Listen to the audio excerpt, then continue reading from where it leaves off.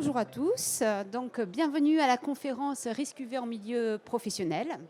Voilà, on est très heureux de vous accueillir aujourd'hui sur le salon Préventica. Donc la présentation, la conférence va être présentée par Monsieur Benaxas de France Asso Cancer et Peau, donc qui vous présentera cette association tout à l'heure. Juste donc vous présenter un petit peu, je pense. Est-ce que tout le monde, voilà, la MSA, je ne sais pas si ça parle à tout le monde ou pas. Voilà, la MSA, c'est un réseau de 35 caisses, piloté par une caisse centrale. C'est le deuxième régime de protection sociale en France, donc un des interlocuteurs du monde agricole, avec un guichet unique. Ça regroupe, je ne sais pas si vous connaissez, donc tout ce qui est santé, famille, retraite de tous les actifs agricoles, mais aussi de leur famille, des retraités, donc à environ 5,4 millions de personnes protégées. Donc un guichet unique qui intègre la santé au travail, donc avec une équipe en Gironde de 12 médecins, 12 infirmiers, 8 conseillers en prévention, des secrétaires, des assistantes. Voilà, donc on travaille sur tout ce qui est protection, sensibilisation de tous les risques professionnels et du suivi en santé des salariés, mais aussi des exploitants. Voilà, avec la MSA, un système démocratique participatif, 224 000 délégués cantonaux élus sur tout le territoire, donc qui permet vraiment d'avoir une organisation ancrée dans les réalités du terrain, avec des interlocuteurs vraiment sur les territoires.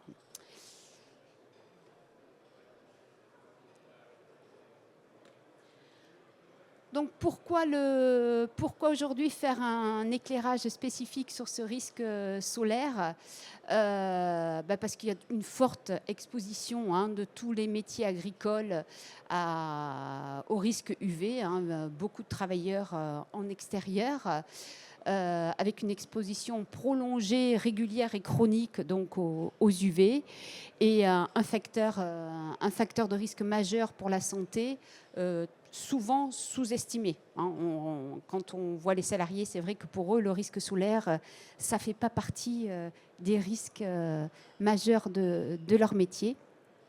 Donc pourtant, avec un enjeu médical important, des conséquences graves au niveau de la santé, de la peau, mais de façon plus générale. Donc là, je laisse M. Benaxas vous présenter tous ces risques. Donc, pour nous, c'est important de travailler avec des partenaires selon les risques. Et c'est pourquoi nous avons sollicité France Asso Cancer et Peau pour cette présentation et de toutes leurs actions, de vous présenter toutes les actions de prévention par rapport aux risques UV en milieu professionnel, mais aussi plus largement pour tout le monde et tous les jours. Donc je vous laisse...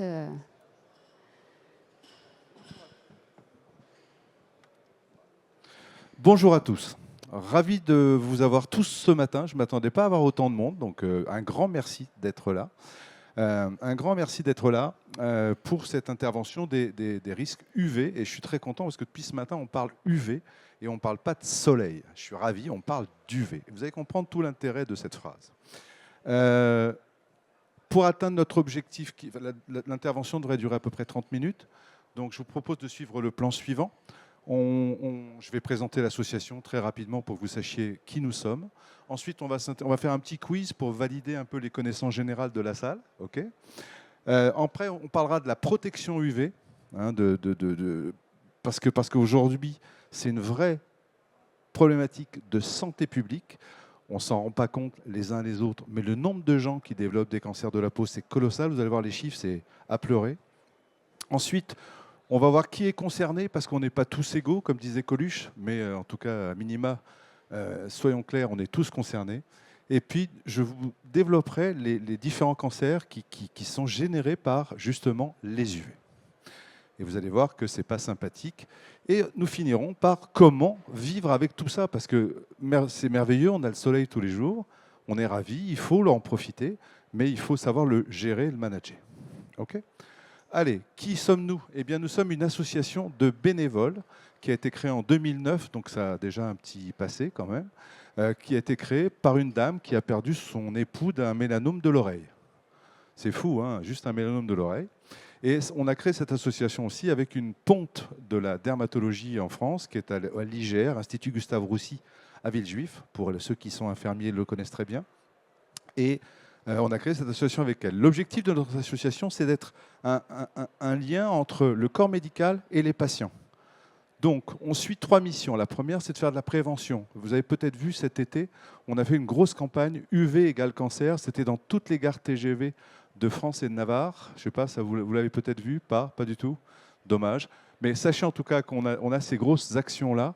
Nous avons aussi une chaîne qui s'appelle Cancer Epo TV, dans laquelle nous mettons à disposition de tout le monde des films, d'interviews de patients, de chirurgiens, parce que vous verrez que dans certains types de cancers, la chirurgie, elle est constamment présente. Et puis, voilà. La deuxième chose, c'est d'accompagner les patients, parce qu'il y a plein de gens qui, quand on leur annonce un cancer, ils ont besoin d'avoir des réponses. Donc, on accompagne ces gens-là et on accompagne aussi les aidants, parce qu'on oublie souvent toutes les personnes qui sont... j'ai dans ma famille quelqu'un qui a un cancer, il faut que je l'accompagne et pour que je comprenne tout ce qui lui arrive, parce que dans sa tête, c'est compliqué. Et puis la dernière chose, eh bien, nous collectons des fonds. Donc on a sur Hello Asso des gens qui nous font des donations pour que nous puissions investir sur des programmes de recherche.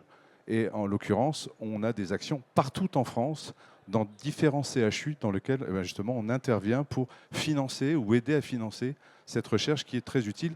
Et si, par exemple, vous avez entendu parler de l'immunothérapie, c'est une nouvelle manière de traiter les cancers, eh bien, elle a été découverte grâce à la recherche sur le cancer de la peau. Hein, voilà. Alors, petit quiz pour se mettre d'accord. Quand je suis bronzé, je n'ai plus besoin de crème solaire. Qu'est-ce que vous en pensez ? Allez. C'est faux, vous êtes sûr ?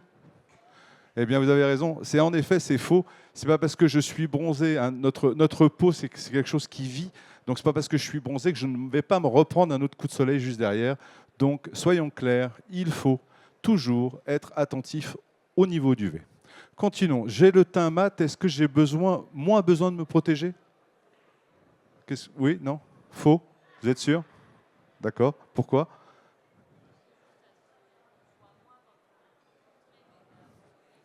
Tout à fait, tout à fait. En effet, c'est faux. Quand on a le teint mat, c'est pas pour ça qu'on est à l'abri d'un risque de cancer. Juste pour information, si on reprend Bob Marley est mort d'un mélanome du pied.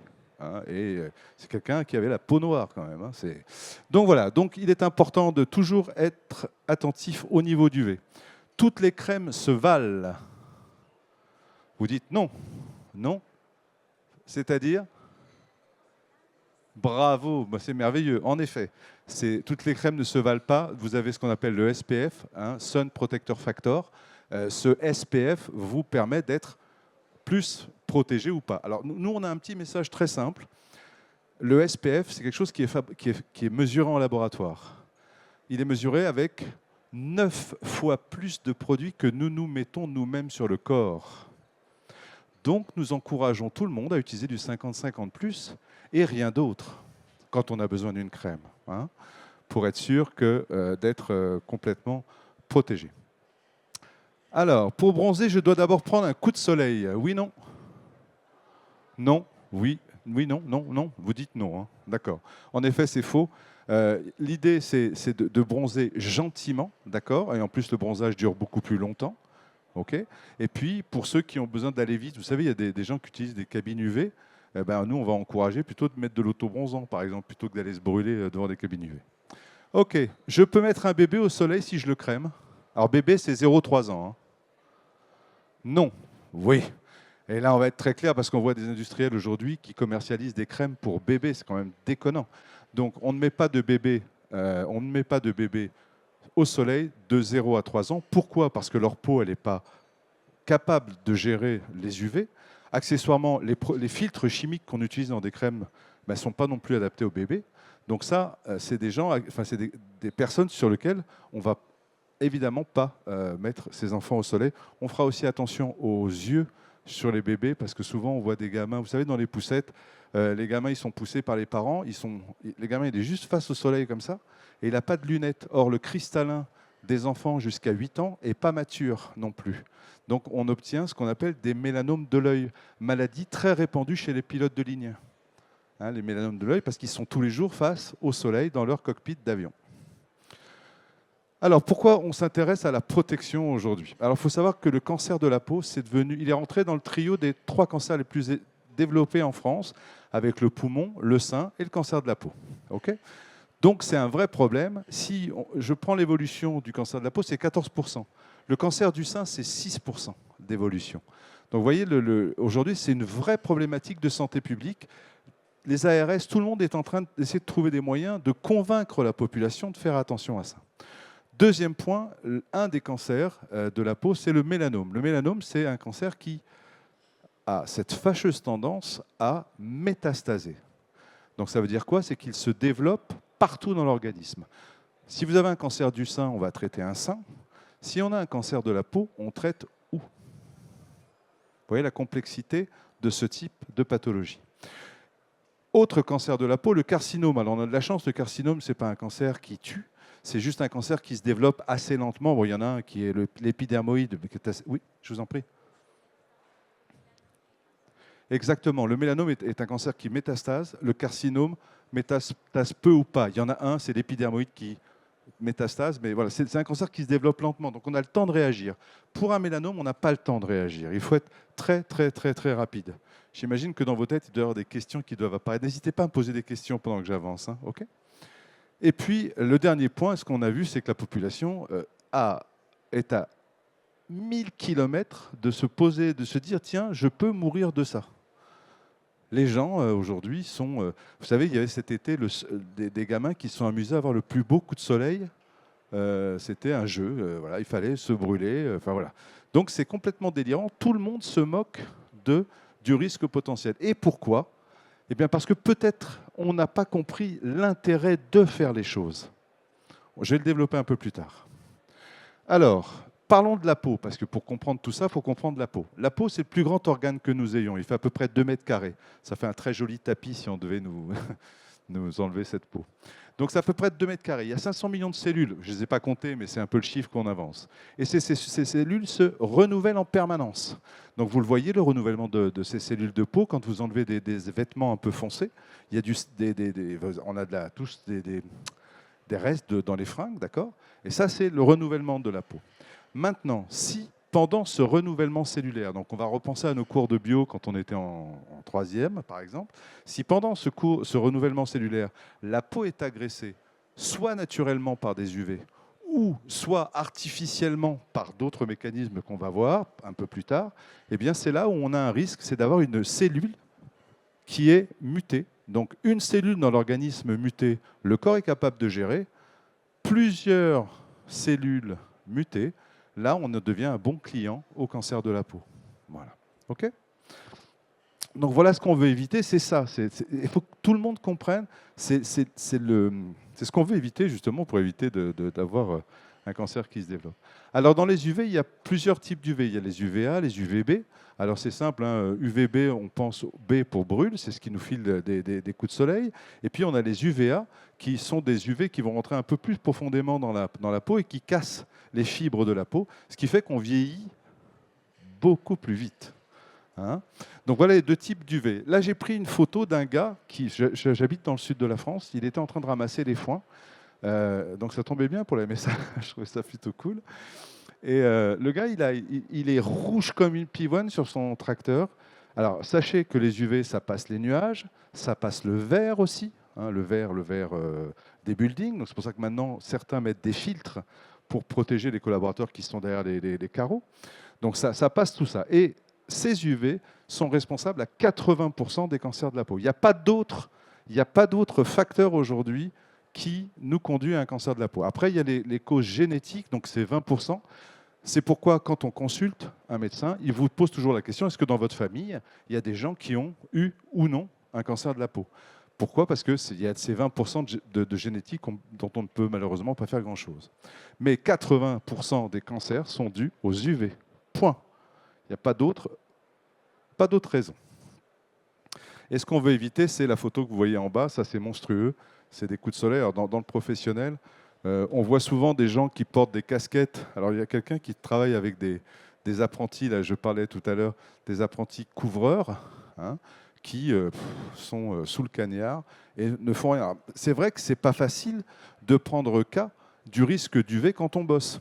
J'ai interviewé un monsieur, là, il n'y a pas très longtemps, qui est agriculteur dans les pêches, et ce gars-là a fait un carcinome ici. Alors je dis, mais comment vous faites aujourd'hui? Il dit, je mets de la crème le matin. Je fais, oui, et alors, vous renouvelez? Il dit, ah non, j'ai pas le temps, faut que je compte les bourgeons, le machin, le truc. Très bien. Donc, il aurait au moins fallu qu'il mette un chapeau avec des bords larges pour se protéger des oreilles. Or, il n'avait rien sur la tête. C'est couillon, hein? C'est couillon. Alors, qui est concerné? Les 3 régions les plus cancérogènes, ceux où il y a le plus grand nombre de cancers de la peau, c'est la Bretagne, la Normandie et le Pays de Loire. Est-ce que vous savez pourquoi?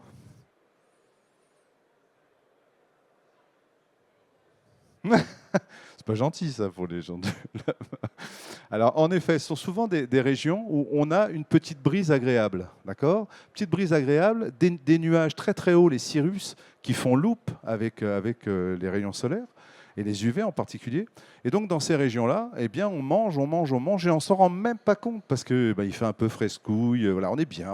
Voilà. Ce sont ces régions où on va trouver un nombre de cas pour 100 000 habitants qui est bien plus élevé que les Bouches-du-Rhône. Pourquoi? Parce que dans les Bouches-du-Rhône, on sait tous vivre avec les UV vu qu'on a le ressenti. C'est ça le bémol. On a le ressenti. C'est un peu comme les glaces. Vous savez, l'été, on a envie d'une glace. L'hiver, en marchant, est-ce qu'on a envie d'une glace? Non, ça ne vient pas. C'est pareil avec les UV. Alors, on est tous concernés. Sachez que le mois du cancer du sein, c'est le mois de octobre. Octobre rose, tout le monde le connaît. Le mois du cancer de la peau, c'est mai. Mai violet. Pourquoi c'est mai? Parce qu'à partir du mois de mai, dans toutes les régions de France, on a un indice UV compris entre 4 et 5. Et on commence à prendre cas de l'indice UV à partir de 3. Voilà, pour vous expliquer pourquoi les choses. Alors, si on rentre un peu plus dans le détail, qui est concerné? Alors, les personnes avec la peau claire. Les gens qui ont la peau claire, c'est évident, c'est des gens qui doivent faire plus attention que d'autres par rapport à des gens qui ont une peau mate, c'est une évidence. La deuxième chose, c'est alors, il y a une stat qui existe qui dit que si on a plus de 10, 11 grains de beauté sur le bras, on doit être plus suivi que les autres. Voilà, donc regardez vos bras. Hein. Ensuite, évidemment, les personnes qui ont des antécédents familiaux, c'est ce qu'on a vu, c'est les 20% dont on ne peut pas faire grand-chose.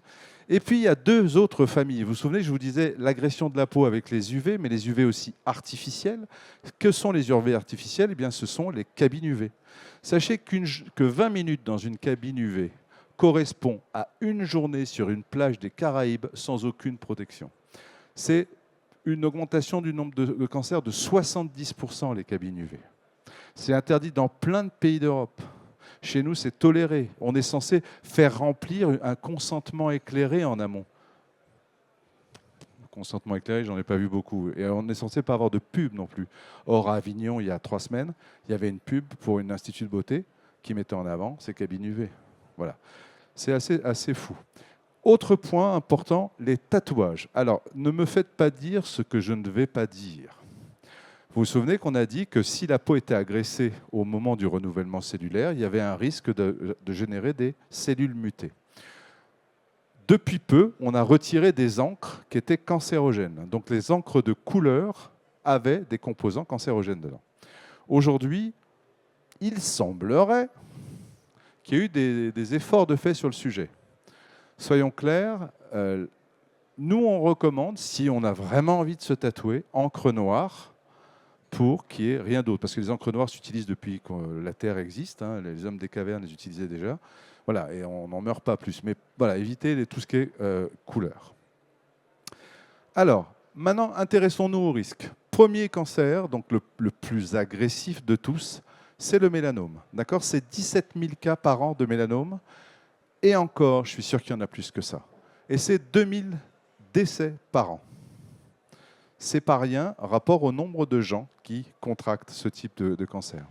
Donc on l'a vu que l'origine, c'est les UV, et la problématique de ce cancer, c'est sa capacité à métastaser. Donc ça se passe comment? En fait, vous avez sur votre peau un truc qui va changer d'aspect, une tache qui va apparaître ou un grain de beauté qui va changer d'aspect. Il va changer de couleur, il va s'épaissir. Enfin, il est bizarre, il est bizarre. On a interviewé il n'y a pas très longtemps un monsieur qui nous disait « Ah ben moi, ça fait 2 ans que je me gratte le bras, il y a un truc bizarre, ça saignait tout seul. » C'est juste une urgence dermatologique, hein, un grain de beauté qui saigne tout seul. Hein. Et donc, il est en stade...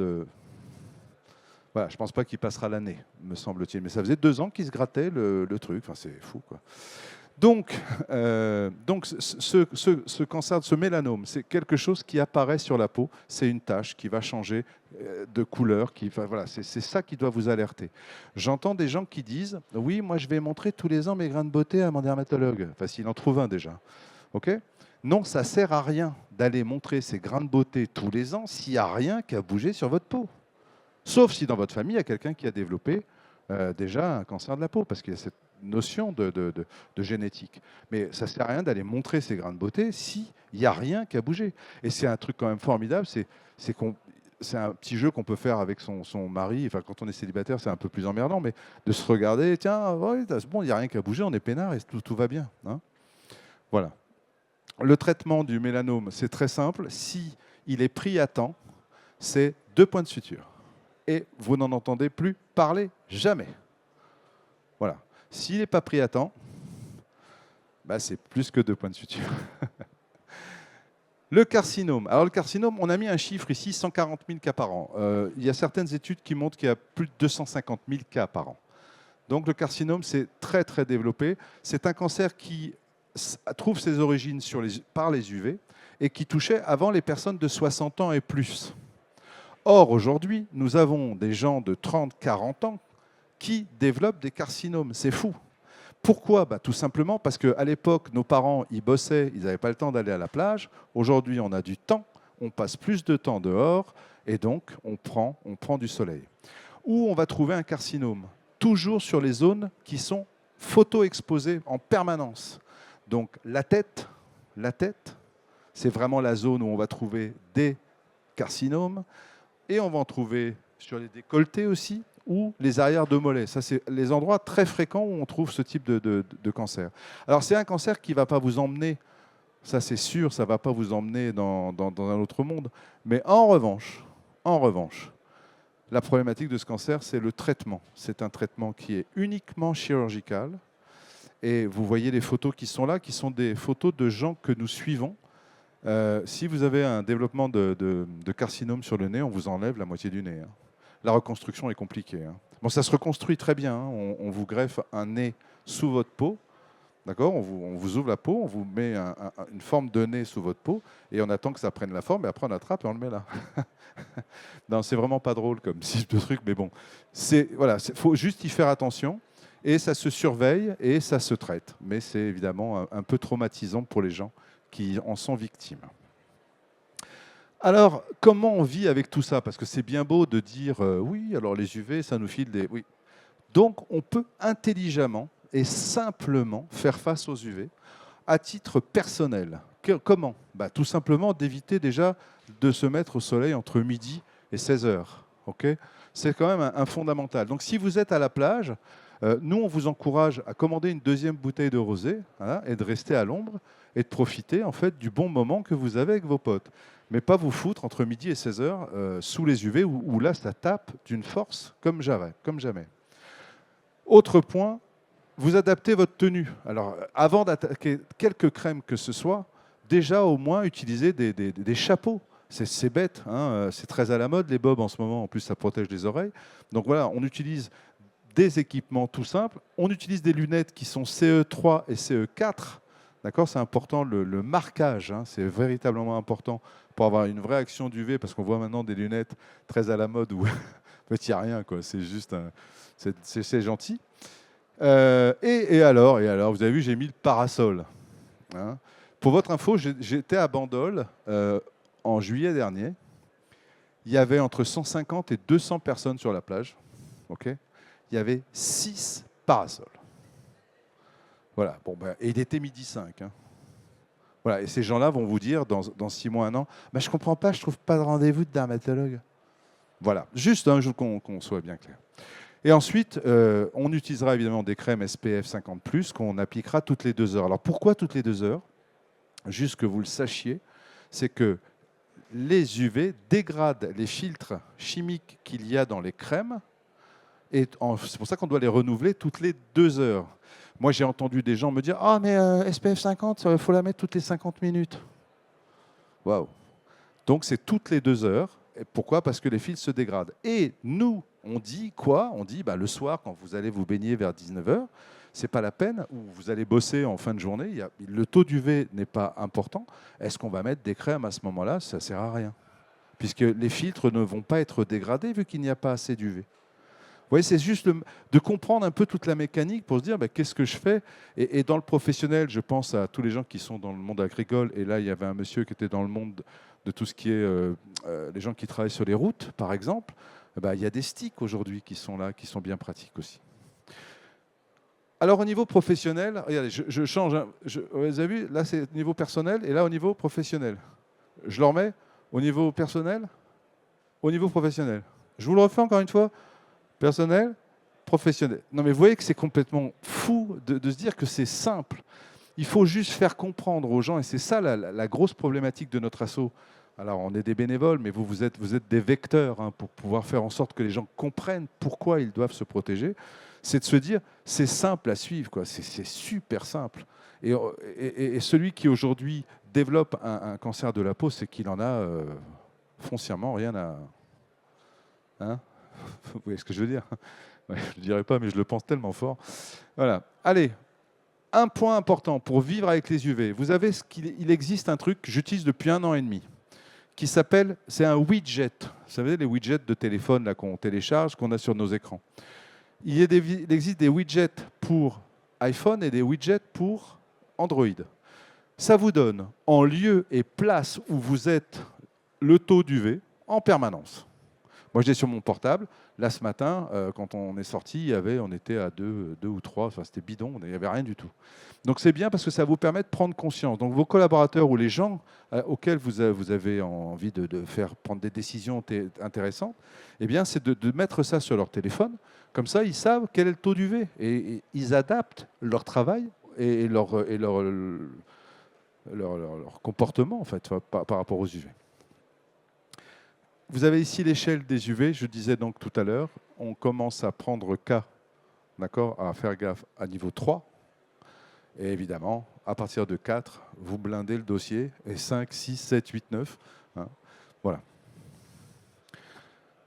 Je vais finir par une chose importante. Alors, je suis surpris parce qu'il n'y en a pas un qui a bougé une oreille depuis que j'ai commencé en me disant « Ouais, il n'y a pas de dermatologue, on n'a pas de rendez-vous. » Je n'ai pas eu ça. C'est bien la première fois hein, que je n'ai pas eu ça. Bravo à vous. Voilà le parcours de soins que nous souhaitons et nous allons communiquer. Vous allez voir, on fait une grosse pub dans les cinémas de France en mai prochain où on va réexpliquer aux gens comment faire pour ne pas se trouver dans une situation compliquée. Alors, si demain, vous voyez sur votre peau un truc qui bouge, qui change d'aspect, première démarche, c'est d'aller voir un généraliste. Pourquoi? Tous les généralistes, les infirmières, les kinés, en fait tous les gens qui vous voient nus en fait, facilement, ont tous la capacité de prendre avec leur portable ou avec un dermoscope, s'ils en ont un, une lésion, donc un grain de beauté, une tache que vous allez leur soumettre parce que vous avez trouvé que c'était bizarre, et ils l'envoient sur des plateformes de téléexpertise. Et en 3 jours, 4 jours, on a une réponse qui dit « Oh, c'est bien. Oh, c'est pas joli. » Voilà. Mais au moins, vous êtes pris en charge tout de suite. Parce qu'à partir du moment où on a identifié que vous avez une lésion qui pose problème, eh bien, vous pouvez vous rendre soit dans un service de dermato à l'hôpital, ou un dermatologue vous recevra parce que vous lui direz « Ah ben, il y a le médecin généraliste qui m'a. » Et là, vous avez un rendez-vous parce qu'ils sont obligés de vous prendre en main ou aller à l'hôpital. Mais on ne reste pas sans bouger. D'accord ?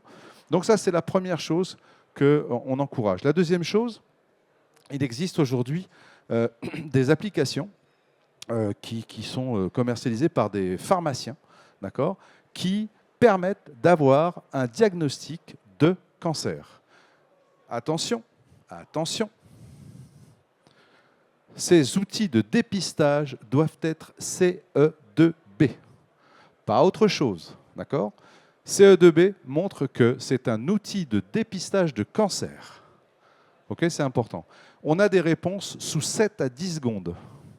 Ça nous dit la lésion est bonne, la lésion n'est pas bonne. Voilà, très vite. Donc, face à ça, vous avez la possibilité de dire tiens, je vais aller voir mon généraliste parce qu'on m'a identifié quelque chose, ou vous vous rendez directement dans un service de dermato, ou comme ça, on vous enlève. C'est vraiment rien à faire. Hein. C'est 2 points de suture, c'est terminé, on oublie. Hein. Ok ? Voilà, ça c'est le parcours de soins qu'on souhaite remettre au niveau du grand public, parce que j'entends trop les gens dire « Ah, j'ai pas de rendez-vous chez le dermatologue ». Mais les dermatologues, il n'y en a plus assez. Et s'ils devaient nous recevoir tous, il faudrait qu'ils bossent 72 heures par jour. Hein, et qu'on ne parle pas non plus de l'esthétique, parce qu'ils ne font pas que de l'esthétique. Et malheureusement, oui, ça peut arriver. On a vu quelques émissions sur le sujet. Mais, somme toute, ils sont disponibles pour tout ce qui est mélanome parce qu'ils savent pertinemment du risque que les uns et les autres encourent. Voilà. OK ? Donc, pour finir, le cancer de la peau, on a du bol, vous et moi. C'est le seul cancer qui se voit. On vous annonce un cancer du foie, bah vous tombez comme 2 ronds de flanc parce que vous n'y attendez pas. Le cancer de la peau, vous l'avez vu grandir. Et si vous n'avez pas réagi, c'est entre guillemets votre problème, quoi. Donc c'est vraiment un cancer, c'est la chance qu'on a, c'est un cancer qui est visible. Donc si vous voyez des trucs qui bougent sur votre peau, restez pas comme 2 ronds de flanc, allez directement consulter un généraliste et tout ira très très bien. Et ça c'est la fiche qu'on a développée dans les gares TGV cet été là, à l'attention des jeunes. On a pris un jeune gars parce que les jeunes gars, autant les jeunes femmes sont plus sensibilisées, autant les jeunes gars ne le sont pas. Et donc là, on avait une photo qui expliquait QV égale cancer et que le gars, il n'a toujours pas capté, quoi. C'était ça l'idée.